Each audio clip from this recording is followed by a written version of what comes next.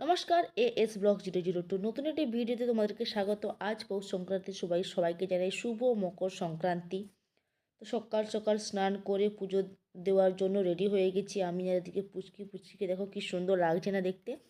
এদিকে আমি আর মা যাচ্ছি, এদিকে দেখো মকরের বাটিটা আমার হাতে, আর ওদিকে আছে মায়ের পুজোর ডালা। আর দেখো আমার ঠোঁটের একটা কোণ ফোলা, ঠান্ডা লেগে ওইখানে কিছু একটা বেরিয়েছে, প্রচণ্ড ব্যথা। আর যেহেতু আজ মঙ্গলবার, মঙ্গল সংক্রান্তির আমরা এসেছি বাতি দিতে। আমাদের এখানে এটা নিয়ম আছে, সবাই দেয়। তো এর আগে আমি কখনো করিনি, তাই এটা প্রথমবার করছি, মানে বিয়ের পর প্রথম করছি। খুব ভালোও লাগছে। আর এদিকে সব পুজোর ফল টল কাটা হচ্ছে মকর দেওয়ার জন্য। আর ওইদিকে পুজো দেওয়া হচ্ছে, এদিকে সবাই কাটছে, যারা যারা গোটা ফল নিয়ে এসেছে এইখানে সেই ফলগুলো কেটে মকর তৈরি করে দেওয়া হবে। তো এদিকে জেঠিমারা কাটছে, আর এদিকে আতপ চাল আর সব কিছু দেওয়া হচ্ছে। তো আমাদের পুজো দেওয়াও হয়ে গেছে, বাতি দেওয়াও কমপ্লিট।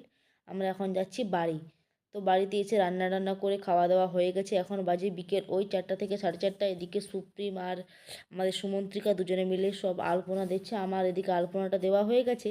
ওই যে মই খুঁটিটা আছে ওর সামনে গরু, মানে হাল জোড়া, তারপর কাস্তে, এই সমস্ত আঁকতে হয়। তো ওইগুলো সুপ্রিম এঁকে দিচ্ছে, পেঁচা এই সমস্ত করতে হয় সব কিছু আঁকার পরে।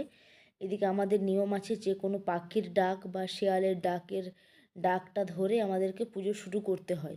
তো এদিকে বাবা যেহেতু ডাকটা পেয়েই পুজো শুরু করে দিয়েছে, কারণ ওটা না ধরলে তোমার পুজো শুরু করতে পারবে না। তো এদিকে দেখো তারপর বাবা পুজো শুরুতে বসে গেছে। আর আমাদের ব্রাহ্মণ দিয়ে পুজো নয়, আমাদের নিজেরাই পুজো করে, বাড়ির ছেলেরা পুজো করে। তো এদিকে মা সমস্ত ফল টল কেটে দিয়েছে, আর ওদিকে আমি পিঠে করব বলে সমস্ত রেডি করছি। এদিকে পুজোও প্রায় অলমোস্ট হয়ে গেছে।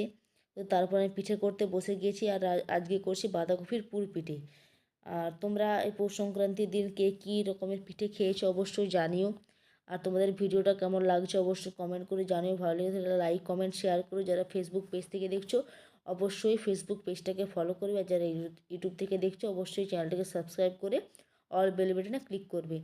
তো বেশি নয়, একদম কম করে করেছিলাম, ওই গোটা 20 মতো পিঠে হয়েছিল, বেশি করিনি।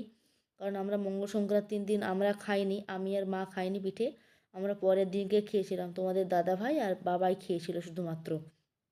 তো এদিকে আমরা বাঁধাকপির তরকারি দিয়ে মুড়ি আর পরোটা করেছিলাম, পরোটা খেয়েছি।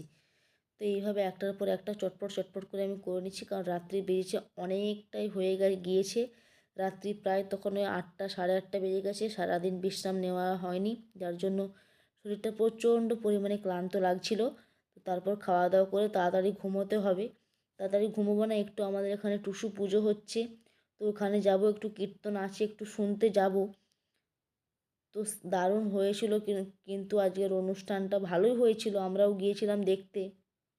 আর তোমাদের বাড়ির সামনে কার কার এই ধরনের অনুষ্ঠান হয় অবশ্যই জানিও। আর তোমরা কারা কারা কী কী পিঠে করতে জানো জানিও কিন্তু।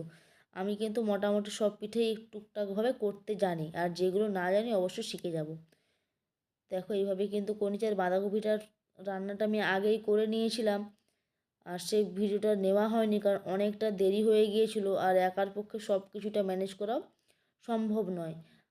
কারণ তোমরা তো জানো, তোমরা যারা ভিডিও করো বা তোমরা অবশ্যই জানবে যে একা হাতে সব কিছুটা ম্যানেজ করা কতটা কষ্ট। আর দেখো একটা মতো পিঠে হবে, আর কিন্তু হবে না। তোমাদের দাদাভাই চলে গিয়েছে দোকান। আর অনেক দিন পর আমি আলতা পরেছি, পাটা কীরকম লাগছে আমাকে অবশ্যই জানিয়ে তো কমেন্ট করে। আমার কিন্তু আলতা পরতে দারুণ লাগে, কিন্তু পা ফাটার ভয় কিন্তু আমি আলতা পরিনি। এদিকে আমার পিঠেটা পুরো কমপ্লিট। আর ছোট্ট জায়গাটাতে যে বাঁধাকপিটা নিয়েছিলাম সেটা দিয়ে আমার পুরোটা কিন্তু হয়ে গেছে। আর এইবার আমি সেই দিকে অলরেডি ইন্ডাকশানে আমি হাঁড়িটা গরম করতে জলটা দিয়ে দিয়েছি। এইবার এই বাটিটার মধ্যে ঢাকা দিয়ে দিয়ে দেবো। তো আর ভিডিওটা কেমন লাগলো জানিও। আজকের মতো এতটাই। ভালো লেগে থাকলে লাইক করো। Thanks for watching, by.